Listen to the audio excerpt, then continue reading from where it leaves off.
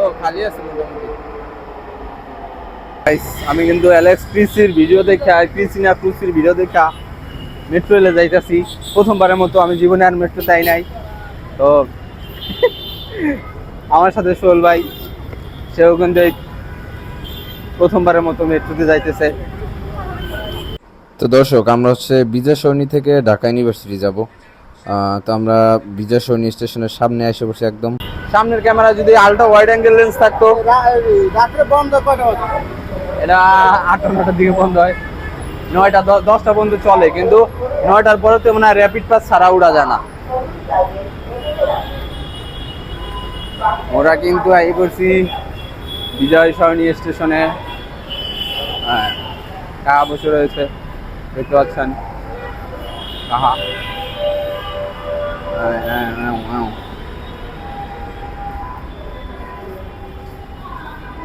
Dash Bangla bank limited, আপনার অবিশ্বস্ত সহযোগী।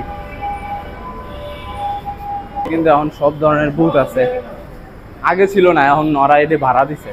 যারা টাকা উঠানলে ফেরা খাইতে এখন কিন্তু আইসা গ্যাচাং করে এখান থেকে টাকা তুলতে পারবে। হ্যাঁ, ভালো করছে। টিকিট দুইভাবে কাটা যায়, লাইনে দাঁড়ায় কাটা যায়, আবার ভেন্ডার মেশিন আছে, ওটা দিয়েও কাটা যায়।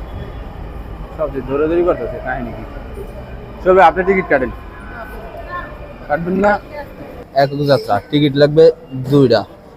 নাম জানি কই, নাম গেলে কোন জায়গা জানি, বিজয় সরণি। হ্যাঁ, তারপর হচ্ছে টিকিট কয়টা? টিকিট মূল্য 30 টাকা, 2টা 60 টাকা। টাকা দিতে হবে 60 টাকা তো।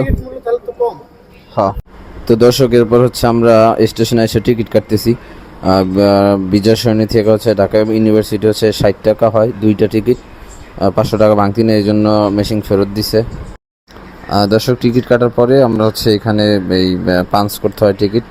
তারপর হচ্ছে উপরের তলায় গেলে ওইখানে হচ্ছে ট্রেন আসে, মেট্রো রেল আসে আর কি। তো আমরা পাঞ্চ করে এটার ভিতর দিয়ে ঢুকলাম। পুরা মেট্রো স্টেশন ফাঁকা নাকি? ফাঁকা ফাঁকা নাকি? ফাঁকা ফাঁকা না তো, এটা উপরে যায়। উপরে যায়। ড্যাং ড্যাং বাতের ফ্যান। চলেন চলেন রাতে উপরে জায়গা উচ্চা।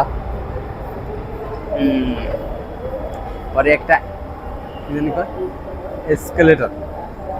আপনি আয়েন না, আসেন আসেন। আমরা একটু দুপুরের দিকে আসি, যার কারণে হচ্ছে স্টেশনটা একটু ফাঁকা। স্টেশন ফাঁকা হলেও ট্রেনে কিন্তু একদমই জায়গা ছিল না। এখানে যদি আপনি মুততে চান মুততে পারবেন, কিন্তু সমস্যা হয়েছে মুততে গেলে আমি এতে 10টা রাখবো। এরপর আমরা উপরের ফ্লোরে আইসা পড়ছি। এখানে একটু পরে পরে ট্রেন আসে, কত মিনিট পর পরে জানি আসে। আমি আইসা দাঁড়াইতে হয় নাই, 1-2 মিনিটের মধ্যেই দেখছি যে ওই পাশে ট্রেন আসতেছে আর কি। বাবা, ট্রেন এসে পড়ছে। ও খালি আছে মোটামুটি, একটু সামনে যাই। চল ভাই, ইন্নানিল্লাহ, সামনের গুলি খালি, এই দিক দিয়ে ভরা। পুরো জয় বাংলা অবস্থা। মানুষ কি নামবে নাকি? 2-4 জন নামতেও পারে। আর রাসেল ভাই, ট্রেনের ভিতরে যে অবস্থা, এটা দেখার জন্য আমরা মোটেও প্রস্তুত ছিলাম না।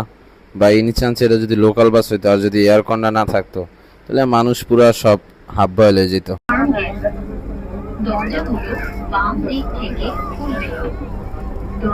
প্রথম প্রথম মেট্রোতে এত মানুষ হইতো না, যখন উদ্বোধন করছে না, মানুষ তখন একটু মানে অনেকে উঠতো না, কনফিউশনে খুব কম হইতো। আর এখন তো মানুষ ভরপুর মানুষ। কিন্তু আবার 8টা না, 9টার পরে কমে যায়, 10টা পর্যন্ত চলে। তো ওই সময় রয়্যাল পাস দিয়ে যাইতে হয়। যারা মেট্রোতে রেগুলার চলাফেরা করে, অফিসে যাতায়াত করে, আর হচ্ছে রয়্যাল পাস নাই। আমরা কিন্তু নেমে গেছি, বুঝছেন? কিন্তু নামার পরে দেখি কোটি কোটি মানুষ আর মানুষ। এখন আমরা একটা যাবো গা, খালি ডিস্টার্ব করে মামা, খালি কল দেয় করে বসছি। কারণ কি, কারণ সারাদিন এত ঘোরাঘুরি করছি যে ক্লান্ত হয়ে গেছি। সে আমারে উষ্টা দিল রে। কেমন হয়েছে দর্শক আমার গানটা? আপনারা অবশ্যই কমেন্টে জানাবেন। তো বের হইতে যায় দেখি এই অবস্থা। মোটামুটি এনে 3-4 হাজার মানুষের একটা ভিড় পড়ছে। সবাই সিরিয়াল দিয়ে যাইতেছে, কিন্তু আমি চাইছিলাম সিরিয়ালটা ব্রেক করে সামনে যাবো, কিন্তু আমি যে এন্দা বাইরে মো এটাই গেছে নষ্ট হইয়া। ওই মেয়েটা কাঠটা ঢুকাইতে যাই দিয়েছে আটকায়া। তারপরেও আমি এন্দাই বাইরেছি, একটু পরে আবার ঠিক হয়েছে। মেট্রো স্টেশন কিন্তু বাংলাদেশের যে মেগা প্রকল্পর মধ্যে যে বড় বড় কাজগুলো হয় সেটার মধ্যে একটা অন্যতম। স্টেশন অনেক ক্লিন, অনেক পরিষ্কার পরিচ্ছন্ন এবং খুব মানে করা দায়িত্ব নিয়ে আর কি দেখাশোনা করে পরিষ্কার পরিচ্ছন্ন করে রাখে। প্রত্যেকটা জায়গায় একদম সুশৃঙ্খল, এটা কোনো অনিয়ম এখন পর্যন্ত নাই। সো স্টিল এখন পর্যন্ত মেট্রো রেল জার্নি অনেক মজার এবং খুব ভাল লাগে।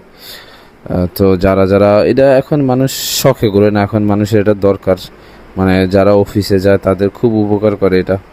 তো দেখা হবে আবার অন্য কোনো ভিডিওতে, ততদিন ভালো থাকবেন, সুস্থ থাকবেন, আল্লাহ হাফেজ।